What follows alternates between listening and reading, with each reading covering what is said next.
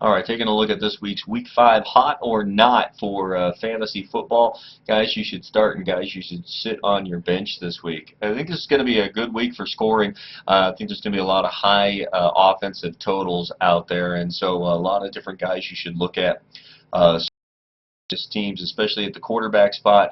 Number one, I would start Philip Rivers over the of the San Diego Chargers against the Oakland Raiders. Raiders still not a good team, torn up by Peyton Manning. Well, the Chargers don't have as many weapons as the Broncos do. Rivers has gotten off to a great start, and they should win that game against the Raiders easily. I would also look at Matt Ryan of the Falcons against the Jets. The Falcons desperately need a win. Jets aren't a great team. Playing at home on Monday night should give Ryan the needed boost to make him a sure #1 quarterback this week.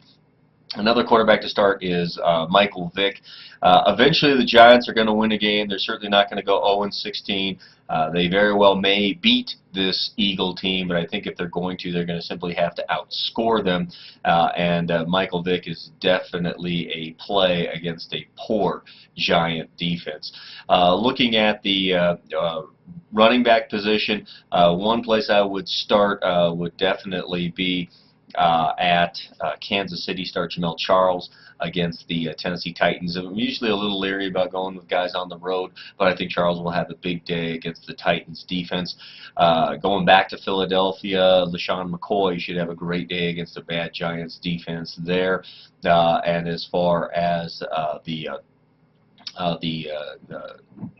Chicago Bear game against the New Orleans Saints. New Orleans has really improved their defense, but at home, I would look for Chicago and Matt Forte to have a solid week. As far as other guys to look at in the wide receiver category, Denver should have a good day out of Eric Decker. I would look for him to do well against the Dallas Cowboys. And also look for Roddy White to get more on the board, assuming he's healthy. Otherwise, Julio Jones is a great pickup for Atlanta against the Jets. And lastly, go with Deshaun Jackson again of the Eagles, pretty much any Eagle. But on the other side, I would also look at Victor Cruz for the Giants. On the not side, guys that I would rest this week, if you can, I would really look at Tom Brady, not because he's not going to have a solid day, but obviously if you have a better quarterback, then take him. That's a rarity. But Brady against a very solid Bengals defense on the road could be an upset this week. Another guy not to look at would be Andrew Luck against a good Seattle Seahawks defense. And I also wouldn't expect a lot of things out of Ryan Tannehill. He seems to be nicked up a little bit, and against a Ravens team that seems to be getting a little better defensively, that wouldn't be a great matchup either. At the running back position, I really don't see any reason to start Maurice Jones-Drew against the Rams. The Rams aren't a very good defensive team, but until the Jacksonville Jaguars prove they can move the ball at all, he's just someone that you need to sit on your bench. Also, DeMarco Murray against the Broncos. He doesn't match up well against the Broncos defense, and I would think Murray is going to have a really long day. And Arian Foster against San Francisco. You got to stack against the run for the Texans and force Matt Schaub to beat you, and I think the 49ers at home will do that very well. Lastly, at the wide receiver spot to sit on your bench this week, I would certainly go with Wes Welker. He's a guy you have to ride. He's going to catch some passes, but I typically believe in a fantasy world where guys that haven't had a lot of touchdown catches get them when they've gone without receptions for a couple or TD catches for a couple of weeks. Welker has kind of defied that a little bit. He's had 5 touchdowns. Already.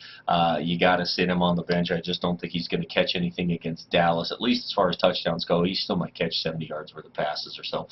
Another guy to sit on your bench this week would be Seattle's Golden Tate. Indianapolis defense has played a little bit better than their overall talent level would indicate, and Golden Tate has been a big disappointment this year as far as fantasy wide receivers. He was supposed to be a breakout candidate, and he just hasn't had that sort of luck this week, or this year, I should say. Another guy to sit on your bench this week in Week 5 would be Kenny Amendola of the Patriots. I would expect Amendola to be worked into the system a little bit slowly. He's going to catch some passes, but again, the Bengals have a pretty solid defense, and I wouldn't expect Amendola to have a great week. Look for him to be better next week, and those are the guys I would sit on my bench in Week 5.